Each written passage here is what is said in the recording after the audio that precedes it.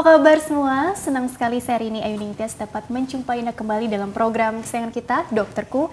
Disiarkan langsung dari studio El Sinta TV, 94,8 FM Fit Radio Bandung dan 95,7 FM Fit Radio Semarang. Seperti biasa, selama 1 jam ke depan kami akan menyajikan informasi seputar kesehatan Anda dengan tema kali ini mengenai kenali serangan jantung. Bagi Anda yang ingin tanya langsung, silakan di 021-2520-666 atau bisa juga kirim pertanyaan Anda ke email kami di drkuelsinta@yahoo.co.id. Anda juga bisa mendownload aplikasi El Sinta Mobile di Play Store milik Anda tentunya. Dan hari ini pemirsa, kita kehadiran dengan Dr. Azri Nurizal SPPD KKV. Beliau adalah dokter spesialis penyakit dalam, konsultan kardiovaskular dari Rumah Sakit Hermina Depok. Kita sapa dulu Dr. Azri ya, yang sudah hadir di samping saya. Assalamualaikum warahmatullahi wabarakatuh, Dr. Azri. Waalaikumsalam warahmatullahi wabarakatuh. Kabarnya bagaimana? Kabarnya bagaimana, Dok? Baik. Kabarnya baik, alhamdulillah. Hari ini kita mau bahas seputar kenali serangan jantung ya. Ini sebetulnya kalau bahas serangan jantung, ini sebetulnya udah cukup sering ya di Dokterku ya. Dan sehingga pertanyaan-pertanyaan yang masuk itu setiap harinya tuh hampir bertanya, aduh, apakah saya mengalami gejala-gejala serangan jantung nih? Dan usianya rata-rata yang bertanya tuh usia-usia muda gitu ya, Dok ya. Jadi bisa kelihatan kan makin di sini makin banyak anak-anak muda pun yang cukup khawatir gitu ya. Apakah dirinya mengalami mungkin penyakit jantung koroner atau punya faktor resiko gitu ya. Tapi sebetulnya dokter, serangan jantung itu sendiri pengertiannya ini memang secara medis tuh seperti apa sih sebetulnya, dokter? Silakan. Iya, selama ini yang dianggap serangan jantung itu adalah gangguan jantung akibat gangguan aliran darah di pembuluh arteri koroner. Di arteri koroner itu adalah arteri yang memberi atau yang mendarahi atau yang memberi makan otot jantung. Kalau arteri koroner ini terjadi penyempitan atau penyumbatan, itu akan mengganggu alirannya. Sehingga kalau aliran terganggu, tergantung derajatnya, bisa ringan, bisa berupa nyeri dada aja, atau berat berupa serangan jantung yang mendadak, bisa menyebabkan kematian mendadak. Jadi itu maksudnya seperti itu. Jadi aliran darahnya tuh intinya tuh jadi tidak lancar karena adanya penyempitan atau penyumbatan yang tadi dokter katakan gitu ya. Tapi kan itu artinya bukan proses yang serangan terkesan tiba-tiba gitu ya. Ada orang yang bilang perasaan dia itu tidak pernah cita-cita kalau ada keluhan gitu, tapi tahu-tahu mungkin saat istirahat atau sedang olahraga dikabarkan mengalami serangan jantung ya. Jadi terkesan tiba-tiba padahal sebetulnya proses penyempitan atau penyumbatan itu sendiri membutuhkan waktu yang cukup panjang atau bagaimana, dokter? Ya, jadi proses penyempitan itu memang tidak tiba-tiba. Itu udah dimulai jauh sebelumnya. Betul. Jadi mulai dari terbentuk sumbatan yang sedikit, makin lama makin banyak, sampai hampir menyumbat total sampai total. Cuma mengenai penyakit jantung koroner ini, yang masalah gejalanya itu. Walaupun ada sumbatan yang sudah 80%, tapi tidak bergejala. Wah, bisa seperti itu ya, Dok ya? Ya, dia masih olahraga, tidak ada keluhan, tiba-tiba mendapat serangan. Maka sering kita saksikan sehari-hari, orang dikejutkan, si A meninggal. Tadi masih ketemu. Iya, betul. Tadi masih salat Jumat. Tadi masih bawa mobil. Jadi dikatakan kematian mendadak itu hampir katanya di kepustakaan 30% gejala awal serangan jantung. Jadi gejala awalnya itu kematian mendadak. Jadi penyempitannya itu bahkan bisa dikatakan tadi sudah 80%, sudah di atas 50% berarti ya, Dok ya. Tapi sebelumnya nggak ada gejala yang spesifik atau khas sehingga dia masih bisa melanjutkan aktivitas sehari-hari ya, tidak terkesan terganggu. Tapi ternyata tiba-tiba serangan gitu ya pada peristiwa seperti itu ya. Faktor risikonya sendiri mengapa bisa ada penyempitan atau penyumbatan yang sebetulnya itu terbentuk sudah mungkin dari kita remaja atau bagaimana ya, itu kan terkait dengan apa juga, dokter? Ya, jadi di faktor risiko penyakit jantung koroner itu ada istilahnya faktor risiko mayor. Bisa genetik, misalnya bakat keluarga, bisa merokok, bisa diabetes mellitus, bisa hiperkolesterol, bisa juga hipertensi. Itu namanya faktor risiko. Di semuanya itu mempengaruhi. Saling mempengaruhi. Iya, saling mempengaruhi.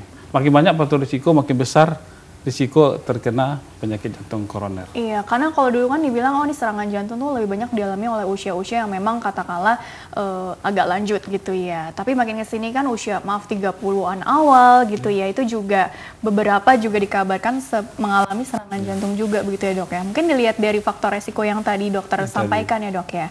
Mungkin ada kaitan atau penjelasan yang lebih detail nggak sih dok selain faktor usia dan faktor lifestyle tadi, kira-kira maksudnya kaitannya tuh bagaimana sehingga kok bisa jadi faktor risiko yang tadi cukup berat katakanlah seperti itu?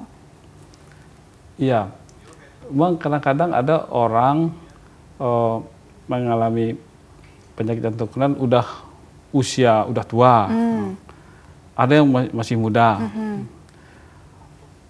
Sekarang ini makin sering orang pada usia muda. Itu kebanyakan bang kalau di pustaka itu memang faktor genetik. Karena faktor genetik ini sangat mempengaruhi. Kemudian juga misalnya nih faktor kolesterol. Ada namanya hiperkolesterolemia familial. Ada orang berbakat kolesterol tinggi sejak usia muda. Ya Allah. Ada kolesterol jahat namanya LDL itu bisa di atas 400. Jadi dia punya bakat hiperkolesterolemia familial. Kemudian juga faktor ya itu gaya hidup. Makin betul. Lama orang makin kurang bergerak. Sedentary lifestyle ya dok ya. Dulu kan orang sering bergerak pergi sekolah naik sepeda atau jalan kaki. Terus sekarang kan diantar atau naik Gojek. Makin lama makin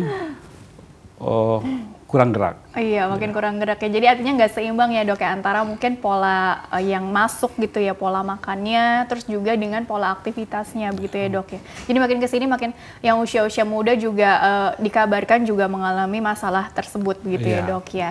Tapi pada prinsipnya begini, karena judulnya ini kan mengenali gitu ya ciri-ciri dari serangan jantung gitu ya. Karena ada juga dok yang karena kan kemudahan informasi juga ya, kita udah dengan gampangnya mengakses gitu kan, kemudian jadi mendiagnosis diri sendiri, oh kalau seperti ini jangan-jangan saya serangan jantung nih, karena pertanyaan dari email yang masuk juga rata-rata jadi menyimpulkan sendiri dengan keluhan yang ada gitu ya. Jadi sebetulnya untuk memahami gitu ya gejala dari serangan jantung itu sendiri yang spesifiknya ini seperti apa yang mungkin nggak dimiliki oleh penyakit lain gitu barangkali dokter. Ya, yang sering dicampur adukkan kan memang gejala seperti gejala lambung, asam lambung atau seperti GERD itu, gejalanya kan mirip-mirip serangan jantung. Tapi ada kekhususan memang. Kalau nyeri dada, yang khasnya penyakit jantung koroner itu kan nyeri dada ya.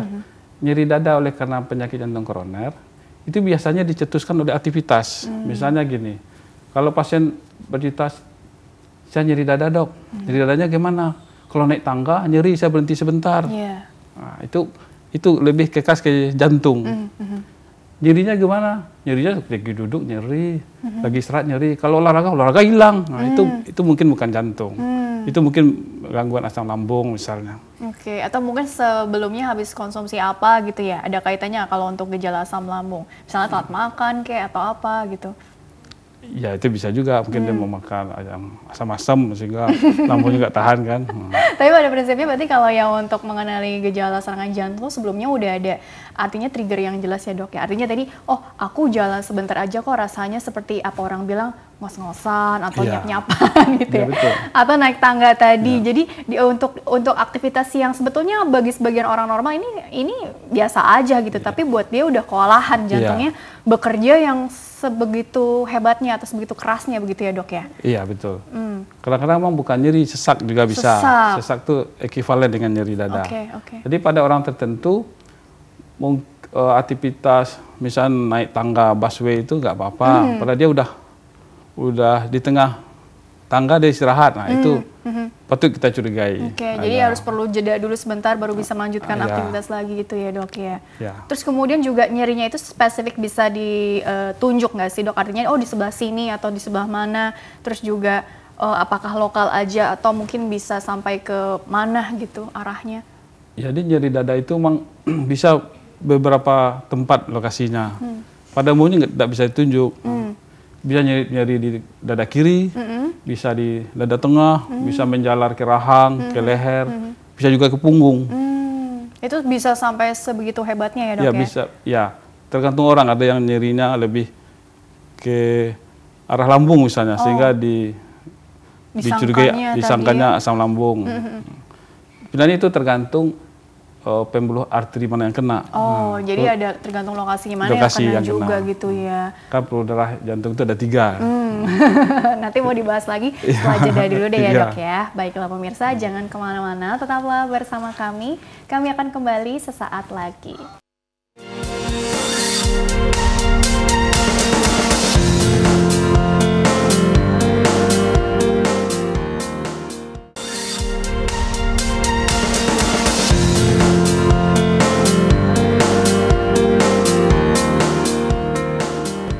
Ya pemirsa, terima kasih Anda masih bersama kami di program Dokterku, masih membahas ya mengenai kenali serangan jantung bersama dengan Dr. Azri Nurizal SPPD KKV. Beliau adalah dokter spesialis penyakit dalam, konsultan kardiovaskuler dari Rumah Sakit Hermina Depok. Dan dokter, dilanjutkan kembali ya dok ya, sebetulnya mengenai bagaimana sih kita semua orang awam khususnya mengenali gitu ya ciri-ciri dari serangan jantung. Itu kan tadi sudah dokter jabarkan secara spesifik di segmen awal. Tapi tadi aku bertanya, sebetulnya nyerinya itu sendiri bisa ditunjuk gak sih?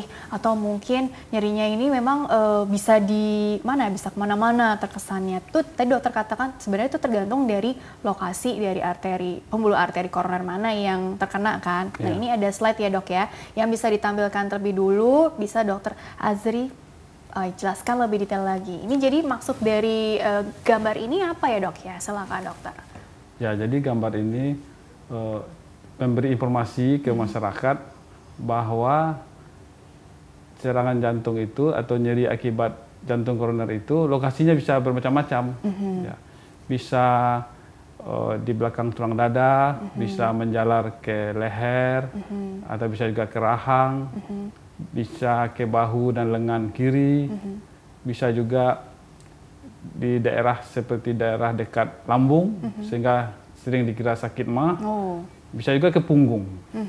Ke belakang gitu ya, belakang. Ya, oke, itu kira-kira aja gitu ya. Tapi sebenarnya nyeri itu kan bisa dibilang subjektif begitu ya dok ya. Tapi untuk nyeri dada yang ada penilaian secara objektifnya nih, kira-kira tuh ada penjabaran juga nggak sih nyerinya itu yang seperti apa? Karena ada sebagian orang mengatakan ini seperti ditiban truk gitu atau apa gitu ya. Jadi sebenarnya secara mungkin penilaian objektifnya gitu ya, rata-rata yang berdasarkan pengalaman dokter itu pasien tuh mengeluh seperti apa dok nyeri dadanya ini sendiri? Ya, betul.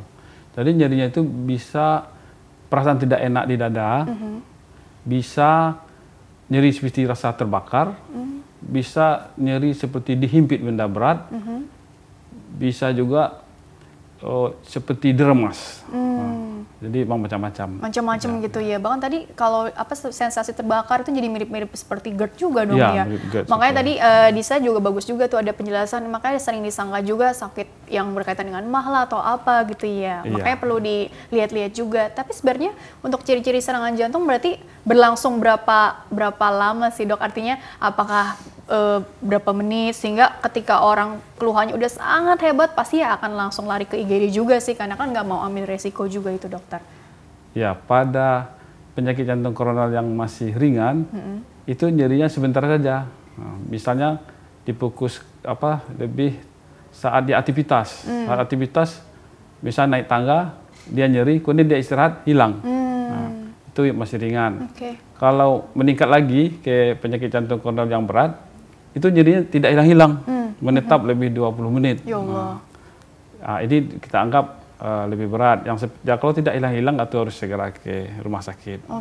Tapi itu sebenarnya begini dokter, ketika langsung dibawa ke IGD, kan tentunya kan nanti dilakukan pemeriksaan gitu ya. Dipastikan dulu nih ini memang keluhan karena jantungnya atau mungkin yang lain gitu ya. Nah ini rangkaian pemeriksaannya juga seperti apa ya dok ya umumnya begitu ketika di IGD dulu deh. Ya, kalau di IGD itu ya pasien pertama tuh di anamnesis, ditanya bagaimana nyerinya, bagaimana lokasinya, berapa lama, ada yang mencetuskan atau bagaimana. Nah, kemudian itu pemeriksaan rutin itu EKG. Coba ditahan dulu sebentar seputar EKG-nya. Kita sapa dulu ya. Ini ada suara penelpon masuk soalnya dokter. Baiklah, halo. Selamat pagi Mbak Rini. Iya, dengan Bapak siapa di mana? Silakan berkenalan dulu dengan dokter ya. Udah lupa Malangganan. Iya, Pak Ngimroni dari Bekasi. Ya, betul sekali. Udah hafal, tapi kenalan dulu dengan dokter. Jadi ini Bapak Ngimroni dok dari Bekasi, sudah sering telepon ke sini ya berpartisipasi. Ya. Tapi kali ini pertanyaan atau bahkan maaf keluhannya ada apa Pak? Silakan Pak kepada dokter Azri ya, langsung saja. Tentang serangan jantung koroner dokter. Itu tanda-tandanya apa? Ada keluhan, Pak? Saya kemudian kena stroke ini. Kenapa? Lagi sakit, kena stroke. Oh, kena stroke. Udah 20 hari berobat terus ke rumah sakit. Oke, usianya berapa, Pak? 69. 69. Jadi ini sebenarnya mau bertanya seputar ciri-ciri itu ya serangan jantung. Tadi untuk lebih detail lagi ya, karena dengan faktor resiko sudah mengalami serangan stroke begitu ya. Oke, Terus bagaimana? apa? Mm-mm. Pencegahannya itu apa? Oke. Harus apa gitu. Pencegahannya segala macam. Dokter, sebelumnya maaf ada yang ingin tanyakan dulu kepada Bapak Ngimroni, mungkin seputar kesehariannya atau profil yang lainnya, silakan dokter. Sebelumnya. Oh ya, ada penyakit penyerta sebelumnya? Nggak ada itu dokter. Ya stroke kan? Tahu-tahu Apa ada diabetes, hipertensi? Ada pemeriksaan kesehatan di salah satu bank tempat saya ngambil gaji. Itu biasanya serba normal, kolesterol normal, kadar gula darah normal, tekanan darah normal. Ini kok tiba kok baru kali ini nggak normal, tinggi kan tensi darah saya.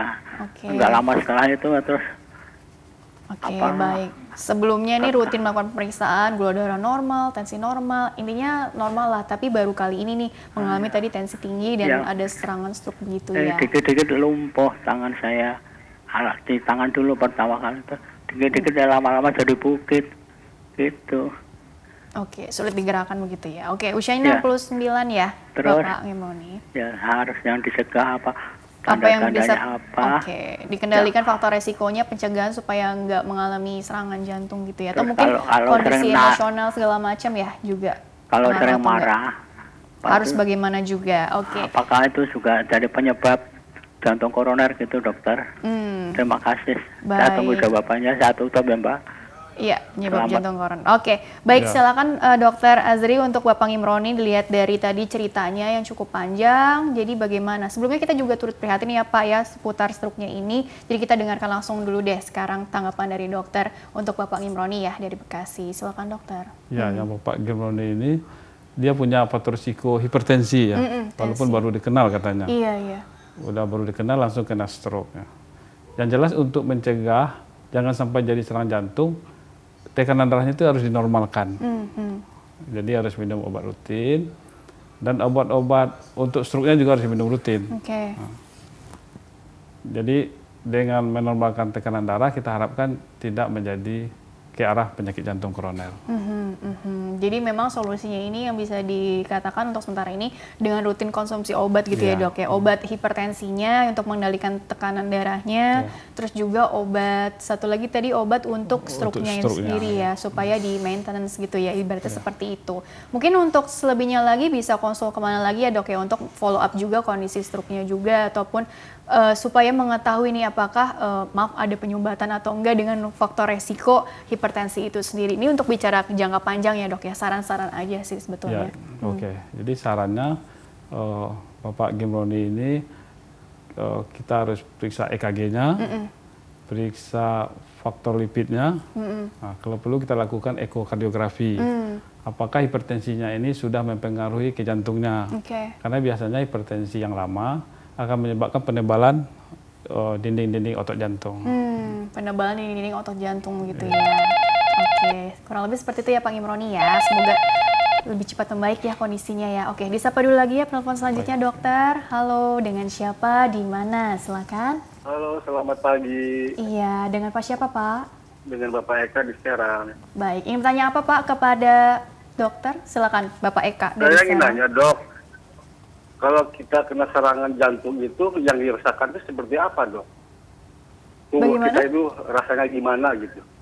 Ciri-cirinya gitu? Iya, ciri-cirinya. Rasanya gitu ya? Soalnya saya pernah ngalamin, ini tiba-tiba badan saya lemas, terus tiba-tiba pusing kepala, terus kadang itu keringat dingin keluar. Apa itu dikatakan serangan jantung dok? Tiba-tiba badannya lemas gitu? Lemas, tapi dada nggak sakit, dada nggak sesak, nggak sakit. Dada tidak cuma sakit lemas, tapi? Pusing, kayak mau pingsan gitu dok. Seperti mau pingsan. Keringat keluar ya, lemas pokoknya badan itu. Tapi dada nggak sakit. Usia berapa, Pak? Maaf. Usia 48. Dokter ada yang tanyakan dulu seputar riwayat atau keseharian dari Bapak Eka. Iya, keseharian Pak Eka bukan apakah Pak Eka merokok atau punya hipertensi atau punya diabetes? Kalau hipertensi punya, Dok. Riwayat hipertensi saya punya darah tinggi. Merokok juga, ya kadang-kadang merokok. Kalau diabetes enggak ada diabetes. Sudah cukup jelas, dokter? Atau cukup terdengar? Cukup lah. Cukup ya, oke. Bisa langsung tanggapannya untuk Bapak Eka ya dari Serang ya. Kira-kira ini bagaimana? Karena tadi kan keluhannya kok mendadak lemes, terus seperti mau pingsan, tapi dadanya sendiri tidak sakit ya. Ini kira-kira ke arah mana sih begitu ya, Dok ya? Iya.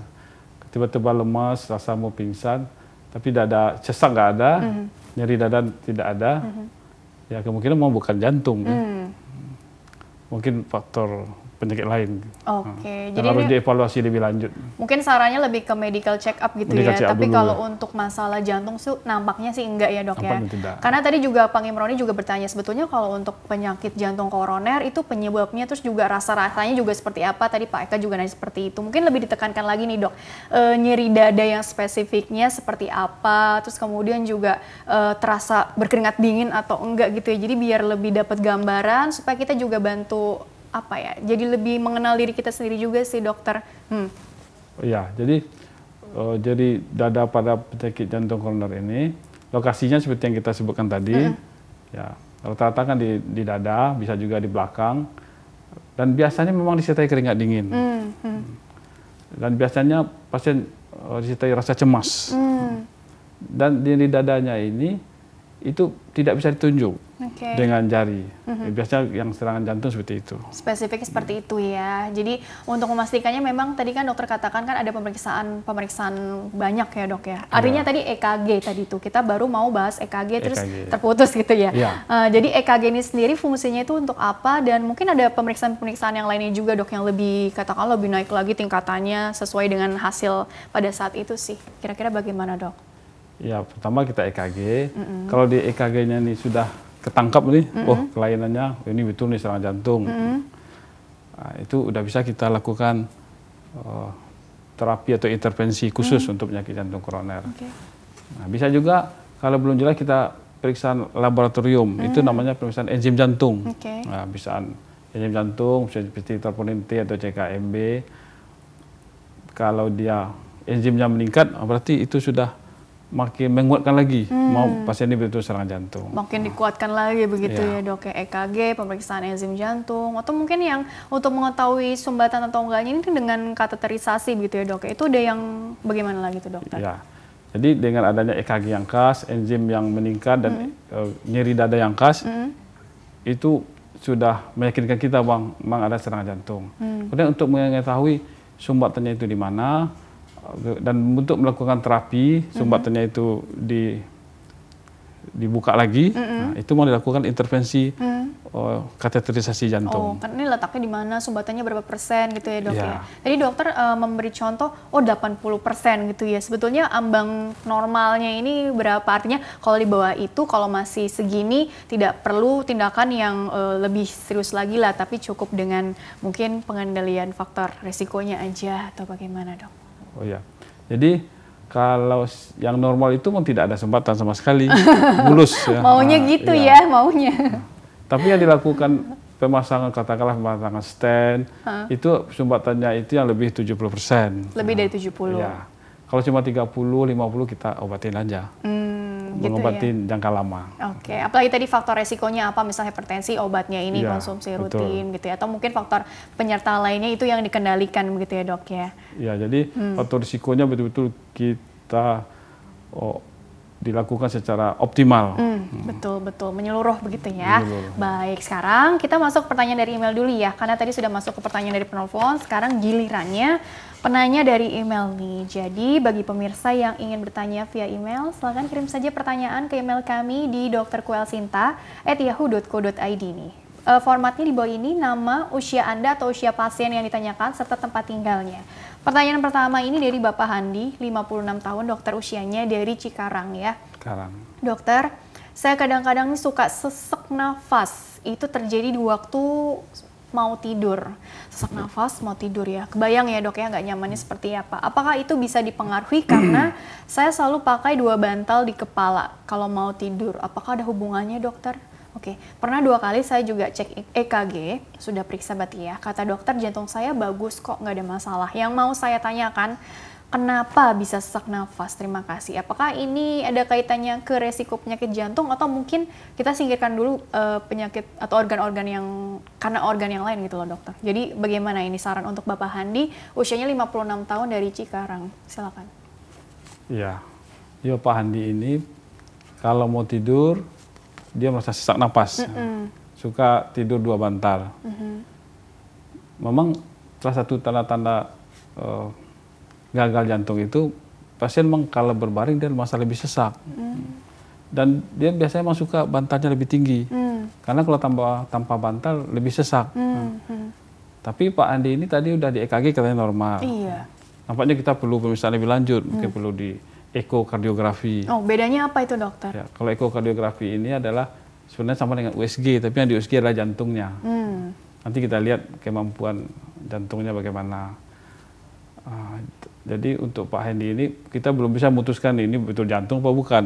Jadi kita perlu pemeriksaan lebih lanjut. Ekokardiografi tadi ya. Iya, salah satunya. Karena kan dengan hasil EKG nampaknya tadi tidak ada masalah, tapi kalau keluhannya masih berasa seperti ini, saran dari dokter tadi ekokardiografi ya dok ya. Oke, baik seperti itu ya Bapak Handi ya. Insya Allah cukup membantu ya. Ini pertanyaan selanjutnya dari Ibu Mila, 37 tahun dari Cengkareng. Dokter, saya pernah tiba-tiba ketika lagi duduk nih jantung saya berdebar kencang sehingga di pergelangan tangan saya pun denyutnya ini berasa cepat saat diraba. Kira-kira yang saya alami ini penyakit apa dokter? Saya takut terkena serangan jantung. Terima kasih. Nah, kita belum membahas seputar kondisi emosional atau psikis seseorang ya dok ya. Apakah itu juga akan mempengaruhi tadi ya kerja jantung kita secara umum aja deh, dengan memang membedakannya juga dengan serangan jantung juga seperti apa begitu ya dok ya. Jadi bagaimana dokter untuk Ibu Mila usianya 37 tahun dari Cengkareng, seperti apa? Ya, Ibu Mila ini keluhannya berdebar-debar, kadang-kadang berdebar sampai tangannya bergoyang. Pergelangan tangan, denyutnya juga berasa cepat nih kalau diraba gitu ya. Jadi nampaknya Ibu apa tadi? Ibu Mila. Ibu Mila ini itu adalah salah satu gangguan irama jantung. Oh, gangguan irama atau istilahnya jantung. takiaritmia. Memang bisa tiba-tiba jantung cepat sampai ada yang bisa hilang sendiri atau sampai dirawat, sampai ke IGD dan dikasih obat. Untuk jelasnya, Ibu Ida ini bisa Ibu Mila Ibu Mila ini bisa kita EKG dan kita Holter. Holter itu adalah pemeriksaan EKG atau rekaman listrik jantung selama bisa 3 kali 24 jam atau 2 kali 24 jam. Jadi pemeriksaan dengan Holter tadi ya gitu ya dok ya. Karena nampaknya kalau seperti ini curiganya ke apa ada masalah di gangguan irama jantungnya gitu ya. Irama jantung, nampaknya bukan jantung koroner, ini iramanya. Tapi ada kaitannya nggak dok? Artinya gini, orang yang sudah ada gangguan irama jantung, baik itu yang cepat ataupun lambat gitu ya, beresiko nggak sih untuk ke jantung koroner? Walaupun yang satunya penyumbatan nih atau penyempitan, tapi jadi ada ini nggak sih, jadi lebih rentan atau apa maksudnya di sini? Dia terpisah ya, penyakit jantung koroner dengan irama terpisah. Jadi nggak ada. Tidak saling mempengaruhi. Walaupun bisa juga gangguan irama ini akibat iskemik jantung atau akibat jantung koroner. Bisa juga sekunder. Tapi kalau ya? dengan cerita Ibu tadi dia kan insidentil. Kalau insidentil itu biasanya irama aja. Ini dua konteksnya beda lah ya, intinya seperti itu ya. Baik, dokter, kalau dilihat dari pertanyaan dari email dan juga pertanyaan dari penelpon gitu ya, sebenarnya kita juga bisa melihat nggak sih, artinya faktor risiko tadi yang belum sempat dibahas gitu ya, kondisi psikis gitu ya, tadi kan cemas atau kondisi emosional itu juga bisa kadang-kadang kan membuat jantung kita juga jadi berdegup atau berdebar lebih kencang ya, sehingga bagi sebagian orang langsung panik, ini benar serangan jantung atau apa, karena kan pasti udah keburu menyimpulkan sendiri juga begitu ya dok ya. Jadi kalau untuk arah untuk kondisi psikis seseorang itu juga bagaimana dok kaitannya untuk serangan jantung itu sendiri resikonya? Ya, mau orang yang suka panik atau orang yang stres, cemas gitu misalnya. Cemas itu termasuk juga faktor risiko untuk jantung koroner. Walaupun faktor risikonya tidak sekuat yang tadi, tidak sekuat merokok, genetik, diabetes, hipertensi, tapi bisa. Bisa ada kaitannya, tapi Bisa tidak ada sekuat kaitannya. yang faktor resiko yang tadi dipaparkan di awal gitu ya. Yang tadi kan faktor risiko mayor. Kalau kecemasan atau stres faktor risiko minor. Oh, jadi ada mayor dan minor. Mayor itu Ya. yang besar lah ya, Ya. istilahnya seperti itu gitu ya. Jadi kalau kita bicara pengobatan nih dokter, tadi kan kalau sumbatannya masih di bawah 70%, ya udahlah kita maintain kondisi faktor resiko kita masing-masing dengan obat-obatan. Tapi artinya gini, pengobatan untuk bagi orang yang sudah mengalami serangan jantung koroner sebelumnya ataupun belum nih, tapi jangan sampai, tapi punya faktor resiko yang sedang ataupun berat gitu ya. Jadi apa sih saran-saran atau step by step pengobatannya yang kita bilang secara holistik gitu? Jadi nggak cuma mengandalkan obat aja dok. Apa saja itu dokter? Ya, pada orang yang sudah mempunyai faktor risiko, tapi dia belum mengenai atau belum mengidap penyakit jantung koroner, itu faktor risikonya harus kita kontrol ketat.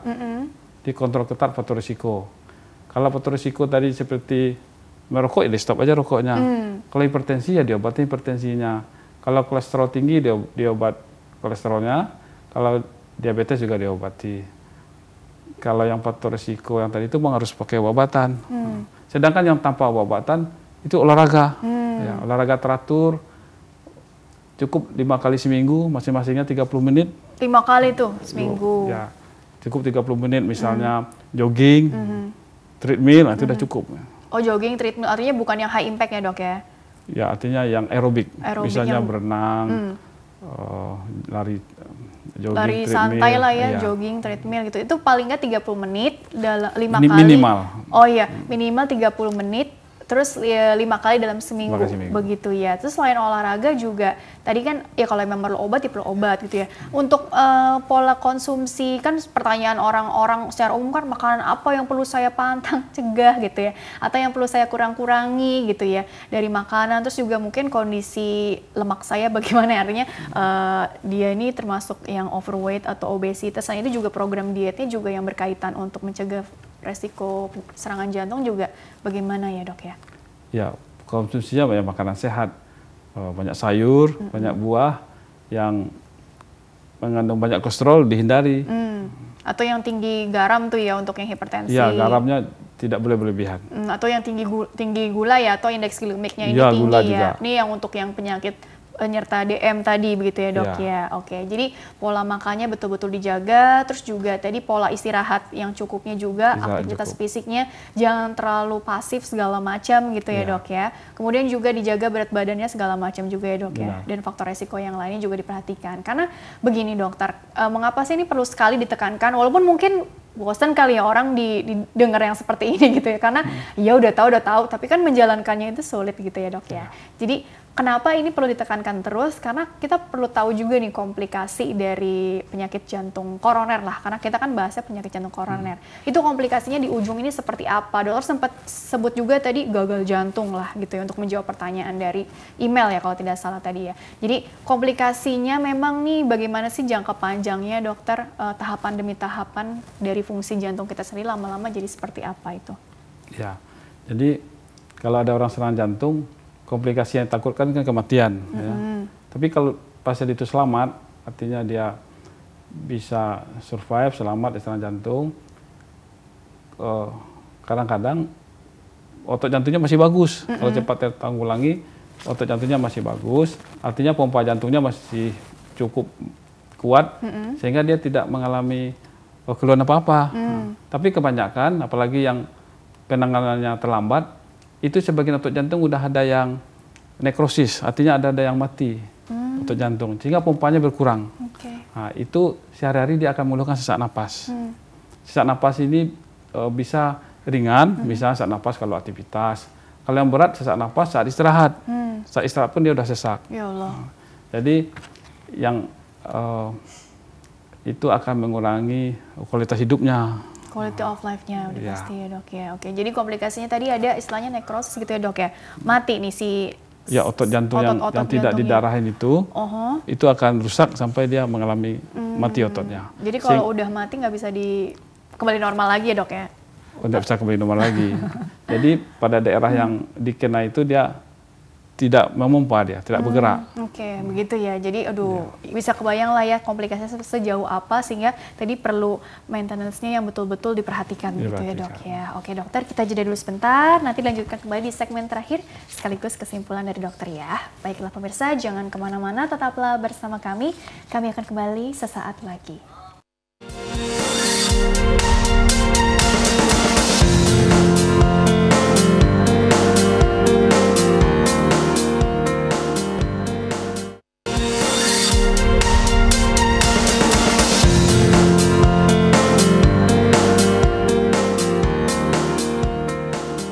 Ya pemirsa, terima kasih Anda masih bersama kami di program Dokterku, masih membahas kenali serangan jantung bersama dengan Dr. Azri Nurizal SPPD KKV. Beliau adalah dokter spesialis penyakit dalam, konsultan kardiovaskular di Rumah Sakit Hermina Depok. Dan Dr. Azri dilanjutkan kembali ya dok ya. Sebetulnya kan karena mengingat tadi komplikasinya itu betul-betul mengkhawatirkan sih kalau menurut aku ya. Sehingga kita kan arahnya memang pencegahan selalu. Di segmen terakhir selalu kita bahas seputar pencegahan. Nah sebetulnya di Rumah Sakit Hermina Depok begitu ya. Aku mau nanya nih, di rumah sakit yang dokter sekarang ini sedang praktek nih, bisa dibilang tuh ada fasilitas khusus nggak sih dok yang artinya membantu pasien tentunya atau keluarga pasien untuk kalau barangkali ada faktor resiko atau mungkin kita bisa melakukan screening apa sih dengan kondisi yang bagaimana, fasilitas apa saja yang mungkin bisa dokter share di sini ya dok ya, silakan. Iya, jadi kalau di Hermina Depok itu untuk screeningnya mulai dari pemeriksaan EKG, kemudian pemeriksaan treadmill, ya, uji latih jantung, sampai untuk tindakan khusus kateterisasi jantung atau cath lab itu udah ada. Oke, itu jadi ada untuk dari EKG, treadmill, sama cath lab tadi ya dok ya untuk kateterisasi. Tapi sebetulnya kan yang untuk kateter kan enggak yang artinya semua bisa dikateter gitu, enggak kan ya dok? Kecuali dengan keluhan tadi dan dilihat juga mungkin usianya berapa segala macam gitu ya. Kateter itu tergantung indikasi. Betul, ada indikasi khusus ya. Jadi enggak, aku mau tahu dong dok, aku ada penyempitan nggak ya atau penyumbatan nggak begitu ya dok ya. Tapi untuk pemeriksaan itu sendiri berarti mengendalikan faktor resikonya juga kira-kira juga seperti apa? Karena kan ini kan, maaf sekali lagi, ini kan penyakit bukan penyakit menular ya. Ini penyakit akibat lifestyle gitu. Akibat kita nggak bisa mengelola gaya hidup kita atau mungkin tadi faktor resiko yang mungkin kita nggak sadari selama ini gitu ya. Jadi mungkin tips-tipsnya juga untuk pencegahan baik yang katakanlah belum mengalami serangan jantung koroner ataupun yang sudah mengalami serangan supaya tidak berulang atau terjadi kekambuhan atau sudah ke dalam tahap komplikasi berat. Itu bagaimana juga itu dok? Ya, jadi untuk screening atau untuk pencegahan itu kita melakukan medical check up. Jadi di medical check up itu kita periksa semuanya, ya, tekanan darah, kemudian gula darah, kolesterol. Kalau seandainya didapatkan ada yang tidak normal, itu harus kita normalkan. Artinya kontrol ketat faktor risiko. Kemudian untuk tindak lanjutnya, di samping pemeriksaan tersebut juga dianjurkan pemeriksaan treadmill. Treadmill ini kan dapatlah untuk mengetahui adanya penyakit jantung koroner secara dini. Seandainya treadmillnya positif, itu bisa dilanjutkan dengan kateterisasi jantung. Tapi kalau seandainya treadmillnya negatif, ya cukup sampai di sana. Jadi dulu dianjurkan usia 40 tahun itu dilakukan screening, uji latih jantung atau treadmill. Tapi sekarang ini kalau kita lihat makin muda orang serangan jantung. Mungkin usia-usia 30-an udah kita anjurkan. Makin modern zaman malah jadi makin resiko makin berat. Jadi usianya 30 juga harus sudah lebih mungkin udah kita anjurkan aja treatment. Karena juga, sering usia 35 udah serangan jantung. Bener juga sih dok ya.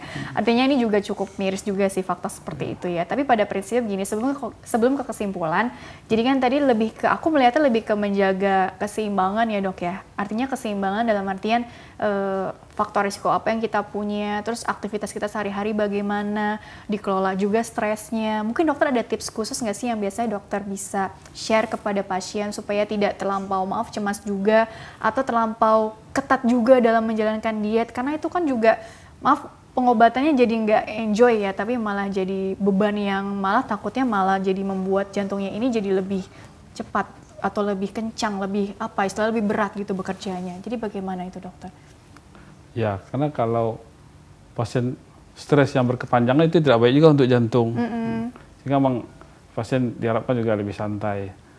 Kemudian memang banyak pasien yang takut dengan diet ini, sehingga dia diet ketat. Nah, sehingga pasien tidak mau makan gorengan, tidak mau makan daging. Lama-lama itu bisa juga menimbulkan kurang gizi ya. Iya, betul. Jadi sebenarnya saya selalu mengajarkan ke pasien, semuanya baik-baik silahkan dimakan, tapi jangan berlebihan. Betul. Kemudian ya kita cek lah kadar gula darah sama kolesterolnya. Semuanya diperiksa gitu ya. Kalau gula darahnya tinggi ya itu memang ada diet khusus, namanya diet diabetes. Tapi kalau dia tidak punya diabetes, dietnya tidak seketat pasien diabetes. Jadi dilihat-lihat masing-masing faktor resikonya, sekali lagi bila perlu tadi konsul ke dokter ahli gizinya juga gitu ya, untuk ini sebaiknya seperti apa sih supaya tetap asupannya ini cukup yang masuk begitu ya dok, yang nggak yang jadi malnutrisi juga atau apa gitu ya. Oke dokter, karena waktunya juga terbatas, jadi kesimpulan yang bisa dokter sampaikan mengenai tema hari ini singkat saja kepada kita semua. Silakan dokter.